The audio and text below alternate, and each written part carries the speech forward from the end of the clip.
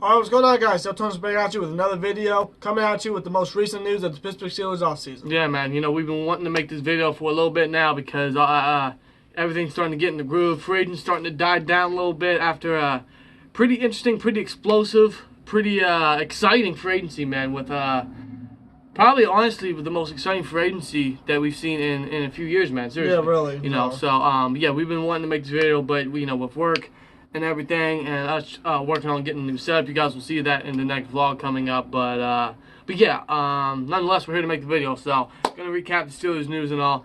I do gotta say that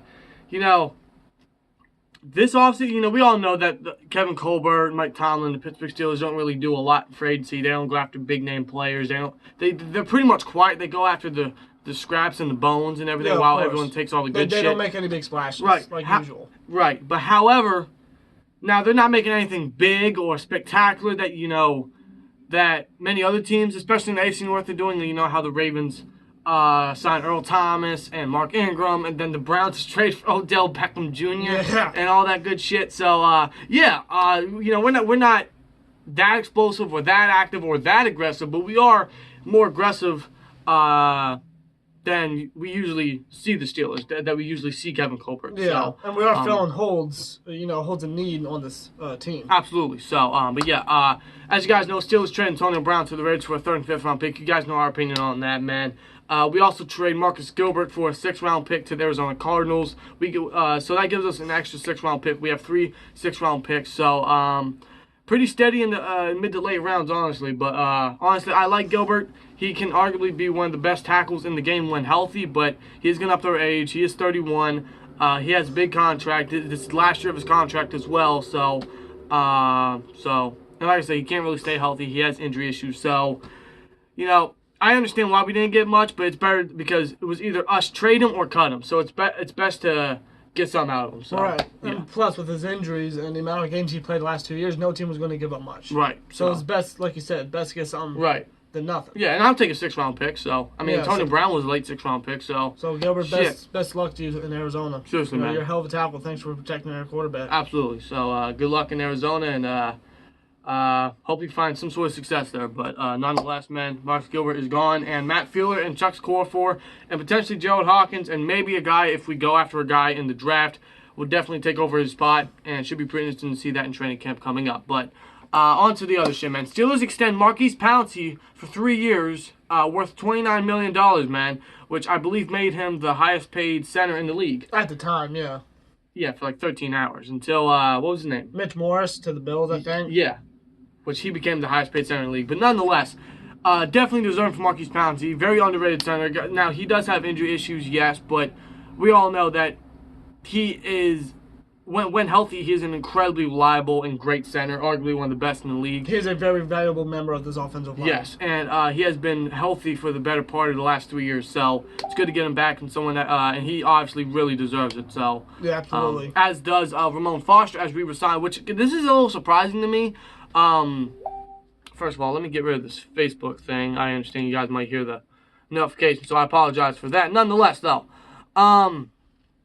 Rahman Foster, we signed him to what, a 2-year deal? Yeah, 2-year deal for I believe $8.25 million, man. So very deserving. Another very underrated guy on this offensive line and in this league, man. So reliable, so strong, great in the run game, great in the passing game, man. So reliable, man. The big Ragu is just a very valuable member to this offensive line, and he's getting up their age, which surprised me when we were signing him. But I was all for it because for his age, he is still very reliable, very trustworthy. Yeah, and absolutely. very loyal to his franchise because he took that low of a deal. The last contract he signed before this deal was actually very low as well. So he's taking less money to stay with his team, which really shows you his loyalty and his passion for the sport and for this fan base and for this team. Exactly. So I got to respect Ragu for that, but glad to have him back, and it keeps our offensive line solidified, outside of Gilbert, of course, but it keeps our offensive line solidified for the next few years. So exactly. Good to have him back. But as well, not only that, but we placed a 2nd round tender on B.J. Finney. Now, basically what that means is that we keep him next year. However, if a team were to sign him, then they would have to give up their 2nd round pick, which I'll take an extra 6th round pick. I like B.J. Finney. He has been arguably our most reliable backup on our offensive line, or arguably on this entire team, really. So versatile. They can come in to the game when need be. Yeah. You know, a hell of a blocker. Yeah, because when Foster went out with injuries a few times, he came in and did very, very well, man. Absolutely. So, yeah, one game that really strikes with me about B.J. Finney is the game in Buffalo where Bell had over 200 yards rushing, I believe. Or something similar to that. But, yeah, he definitely had a hell of a game in Buffalo. It was a snowy game in Buffalo and everything. So, and he came in as a starter and pretty much just wrecked Marcel Darius. Yeah, and really. It was a big force and a big lead block for Bell in that game. So, glad to have B.J. Finney back. But if a team were to sign him, they would have to give up a second-round tender or a second-round pick. One team I could see doing that now, and I've seen this around Twitter, and I could see it happening, is the Saints because, what's his name? Max Unger retired. Yes. So and they could use a reliable center. Yes. Although Finney is best as a guard, he can play center because, again, he's very versatile. Yes, he is. And the thing about the Saints is that this is very, very hard on the Saints because they don't have a first-round pick. They don't really have many picks in the draft. So, I don't think they're going to be getting rid of their second-round pick since they don't have a first-round pick. Right. So it's very unlikely, but it's possible. But nonetheless, I do expect B.J. Finney to be with the team next year. So glad to have him back. Seriously, very reliable backup. Absolutely. Steelers placed a original-round tender on Xavier Grimble. Why?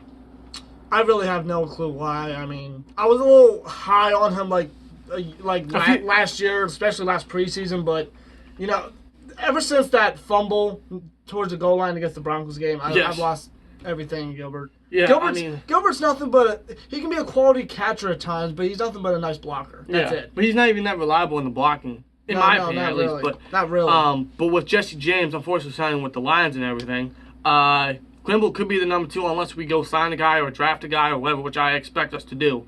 Drafting a guy in the draft and everything at time position. Excuse me. But yeah, I don't understand this.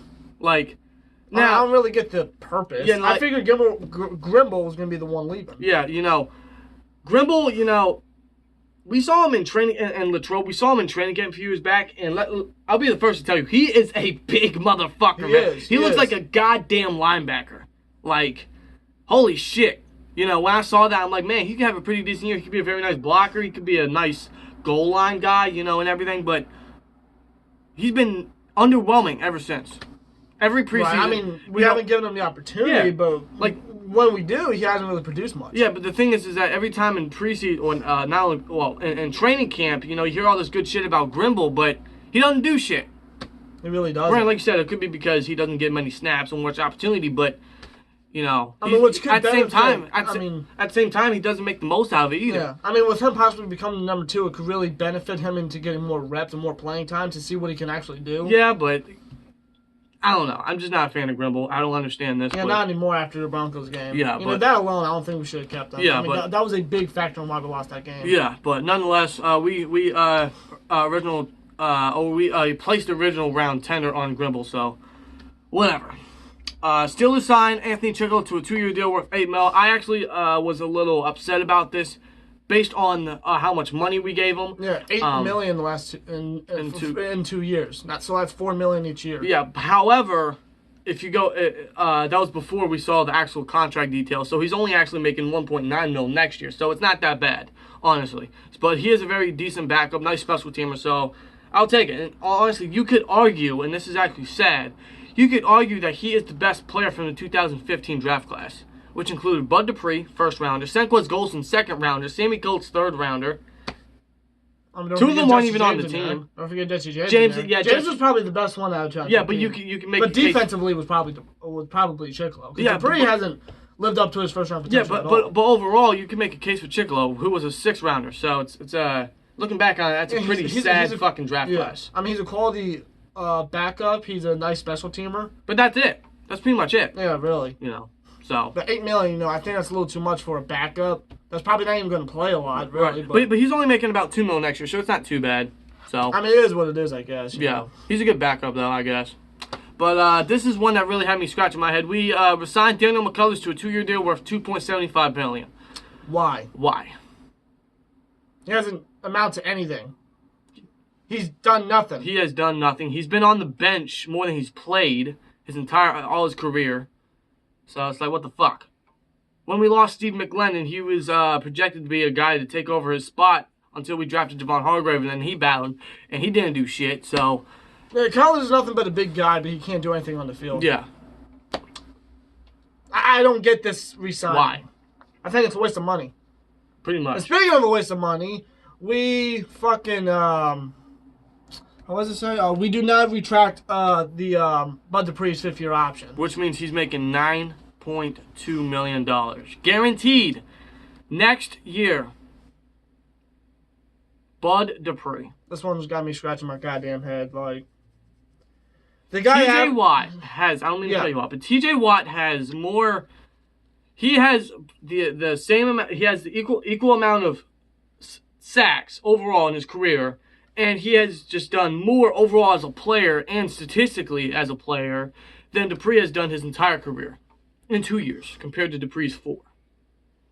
Dupree fucking sucks. The guy averages 5 sacks a goddamn year. And we're going to get this man $9.2 million fucking dollars. Unless we were to trade him, which means the team that would trade for him would have to pay him that $9.2 million, and that would save us $9.2 million. But I doubt a team would trade for him when he's making that much money, and we can't cut him because nonetheless, if we cut him, he's still guaranteed that money because we didn't retract from it. Yeah. He's average at best on the field, but he doesn't amount to anything. What a dumb fucking decision. What a waste of fucking... Down the fucking drain.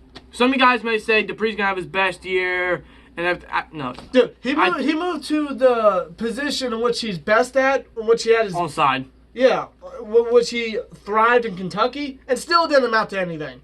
Yeah, he had his best season, but it's not worth the first-round pick, or not worth $9.2 million.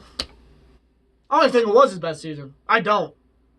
Maybe the pick 6 was a bit of an edge there, but, you know, Jarvis Jones had 2 picks in his career, and he was still garbage, so... Bud Dupree is a better Jarvis Jones, but that doesn't even amount to anything. Bud Dupree, this is a waste of fucking money. That's money going down the fucking toilet. It is. It is. Steelers, you better... Hopefully... If you can try to trade him, you know, please do. Yeah, I swear to God, I would trade him for an empty bottle of Diet Coke. I was trying to think of what soda to get, and I hate Diet Coke. Whatever, but I would trade him for a bottle of piss. He fucking sucks. It is what it is, really. Can we sign Justin Houston? Yeah, seriously, trade. See if there's a team that's gonna be willing to trade for Bud Dupree. Save that 9.2. Use that money to sign Justin Houston, and there you fucking go. You fix your pass rush. Our pass rush is already great, even with Dupree, but imagine Houston a part of that. Jesus Christ! That's insane, man. That's insane. Now, I know it's a lot easier said than done, but I'm hearing that the Steelers and Justin Houston are having serious freaking talks. If this is serious, then you better fucking make some cap space. Restructure Ben's contract immediately. A 1-year deal is not going to kill you. No, it's not. It'll be a prove-it deal, a prove-it year for Houston, honestly. You know, because his production hasn't been the same since 2014, but give him a 1-year contract. He's definitely more reliable than Dupree. You already know that. So, give him a prove-it-year contract, and if he proves himself, then he can go make his money in free agency again, or we can resign him. Yeah, seriously. He's much better than Dupree, so go get Justin Houston and help basically finish this pass rush. Seriously. It's already good as it is, but with Houston, I mean, it's fucking insane. Seriously.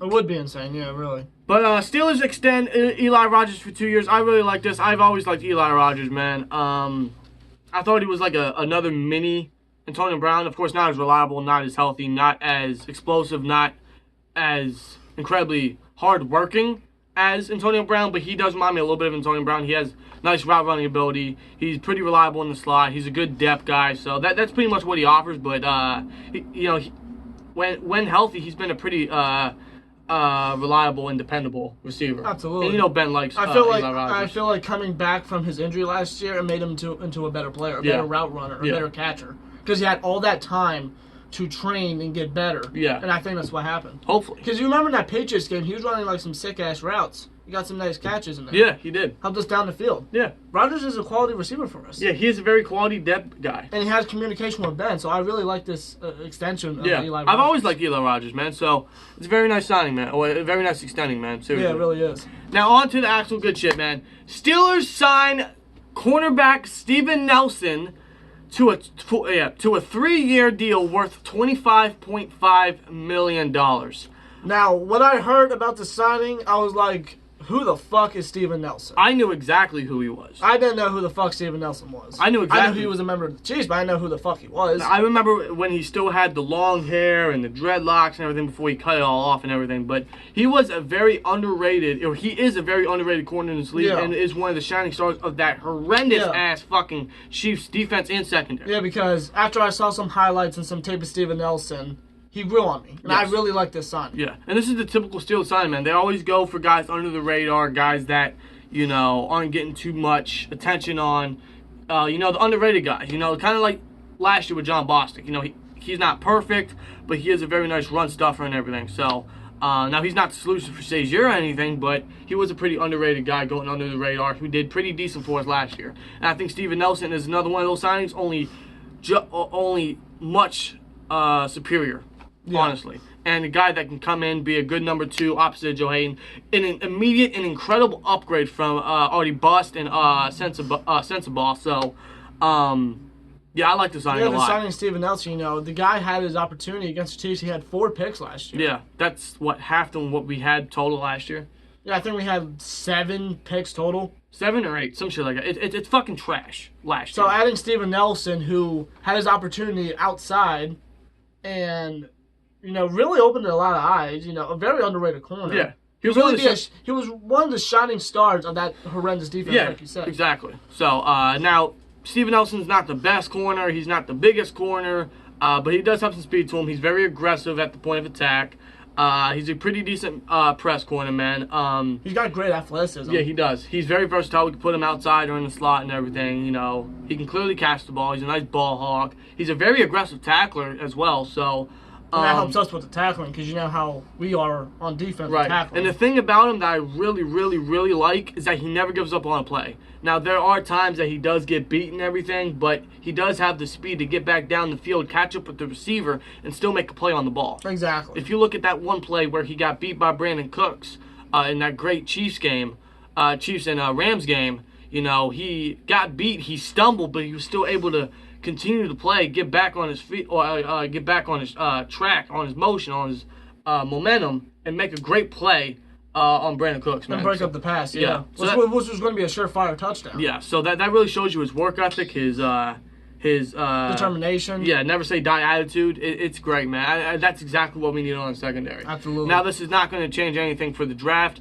More likely not. Now, I think we're still going to draft a corner. I don't really know when. I can see us going a corner day 2. I can definitely see us going a corner day 3. So, but I think Steven Nelson can come in and be a great day 1 starter opposite Joe Hayden. So I really like the signing, man. Very underrated signing. Very underrated player that I think can that brings a lot of things to this defense that we haven't seen in a while. Absolutely. So yeah, and again, an immediate upgrade from Burns and Sensabaugh. So another pretty good underrated signing that I really like, man. That again, you know, really changes the tide for our draft, man. Because before these signings, we kind of had a clue of where we were going, but I mean, we still have a clue where we're going with these signings and all, but it's a little bit more It's a little bit more, you know, out there or not out there that we don't really know what we're doing or where we're going. Right. You know, so Steelers signed wide receiver Dante Moncrief to a 2-year deal, man. I'm not gonna lie, when I saw this, I wasn't the biggest Dante Moncrief fan and everything, but then it got me thinking, and he even mentioned it to me.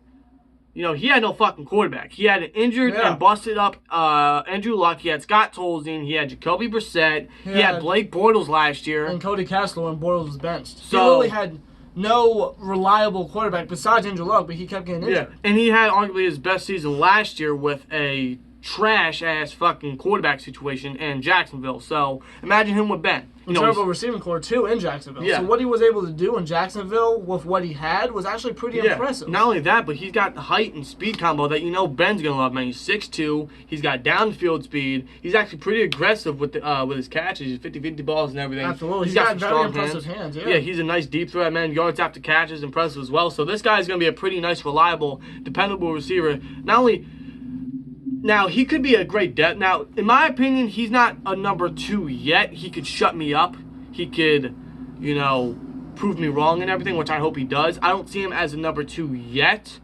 But, like I said, he could shut me up and everything. But, But as of right now, he's not only a guy who has experience, but he's still young. He's only 25, so not only does he have experience, but he's still young. He can be a great depth guy. He has that veteranship that the Steelers want at that specific position. So it's with his height and speed combo, the Steelers love getting that. And Ben's gonna love that all day. Of course. And I'm hearing that him and Ben are already having communications and everything. They're gonna want to work out more and create some communication, some chemistry before the season hits. So right, and again, another underrated player that we signed. Yeah, so and I really like this sign. Right, and our receiving core next year is looking real nice. We got Juju, we got Washington, we got Switcher, we got Rodgers, we got Moncrief, and a guy that we're probably gonna draft. So our receiving core is looking pretty fucking lit next year. Absolutely. It really is. Compared to what it was a few years back, especially last year, it's definitely looking very nice. Absolutely. So, I'm really liking it, man. This Moncrief signing is very nice, Yeah. and very stoked to see what he can do with Ben, man. As his quarterback, I have a feeling that he will thrive with Ben. Yes. He finally has a true, determined, and reliable quarterback that he really hasn't had his entire career. So, right. That's pretty scary to think about. It really is. He had some pretty decent production with his prior team. So imagine him with a very nice, consistent quarterback. Yeah. So it's very promising, very nice to think about. So next year's gonna be exciting at the receiving core position. And like I said, our receivers will be fucking fine. Is it gonna have the production as Antonio Brown? No, but we'll be fine. We'll be fine. We'll be fine. We don't need to have the production as Antonio Brown, man. That didn't get us anywhere. Right. It was nothing but stats, man. We don't need the same production. We just need guys that can get the job done. Exactly. This guy can get the job done. Seriously. Absolutely. Now, Steelers signed inside linebacker Mark Barron to a 2-year deal worth $12 million. Now, this guy's not going to be the starting inside linebacker. This guy is not going to be a starter per se. But this means a few things. One, Morgan Burnett is finally going to be released soon, hopefully soon. Burnett's definitely gone in Pittsburgh. He's definitely going to be released soon. So Barron will be taking his place as a dime linebacker. Yes, and that is the exact purpose of the signing. Not only does he apply depth at inside linebacker and safety, because he can play both. He was drafted as a safety, but moved to inside linebacker when he went to St. Louis and eventually Los Angeles. Yeah. So with the Rams. So he can play safety and inside linebacker. He's very versatile. He's pretty strong, pretty steady. He's got speed. He's got nice tackling ability. His ball skills ain't that bad at all. Yeah. There's a few. I'm not the biggest fan of him. I'm not the biggest fan of his tape. He's not bad. He's not very good either, but he is definitely an upgrade from Burnett at the dimebacker position. And honestly, I felt like last year I was excited about the Burnett signing and everything, with his experience and everything, but looking back on it, it kind of felt a little desperate. Right. After what we tried to do the past years with guys like William Gay and Robert Golden, even Nat Burhay last year, and Marcus Allen was just a rookie, so we didn't really have a determined dime backer exactly to cover those tight ends and those guys. A guy that has experience with that. Besides Burnett, but the injuries affected him and took away his playing time. Yes, and he just wasn't reliable. Right. Because we saw that especially in the Raiders game. Yeah. So shit. If you guys know what we're talking about, man, get Burnett out of here. But Barron is definitely an upgrade from Burnett. Not only can he cover the tight ends and the slot guys, he can definitely help with the run backs as well, which is something that's kind of been hurting us a little bit. It showed us last year against the Panthers with Christian McCaffrey as well. So don't forget about that. But that's where Barron can come in. He has the speed to not only maintain with him, but he has the aggressiveness and the covering ability to definitely stick with him and be more reliable than Burnett. Right, so I'm fine with the signing. I'm actually a fan of the signing. I actually called this signing. Yeah, you did. When I heard that the Rams released Barron, I'm like, Steelers are going to get him. Yeah. It's a Steelers kind of thing to do. Honestly, I'm not going to lie. I brushed it off because it is a typical Steelers signing to go after someone like him, but at the same time, I just didn't see it because I thought there would be more teams interested or more teams willing to pay him more or whatever. So right. I just didn't see us, sticking with the team or the bidding for Barron financially. Yeah. But unless we got him, and I like it. Like I said, it's not the greatest signing. It's not a signing that's going to change his defense. I don't expect him to be an immediate impact player, but he's a guy he's not like an all-pro talent, but he is a contributive football player. Yes. That's what we need on this defense. Yes. We need people that can contribute and do the damn job. He can do that. Yeah, he is a guy, same thing with Moncrief, man. He is a guy that can get the job done. Absolutely. He's very nice, an immediate upgrade at dime backer position. We have our true dime backer guy, and he is a nice depth guy inside linebacker as well, since we unfortunately lost LJ for it. So, nonetheless, very nice signings, man. I'm sure Steelers will have more signings to do, or maybe. I mean, we don't really know what the Steelers, because they have a different mentality than they had the past few years. So yeah, so we'll see what happens for the rest of this offseason, heading into more into free agency and more into the draft. Hopefully we possibly trade for the first round, because I know the Steelers are big on Devin Bush. Yes. They sent a shit ton of scouts to Michigan's pro day. Yeah. Pro day, I'm sorry. Yeah.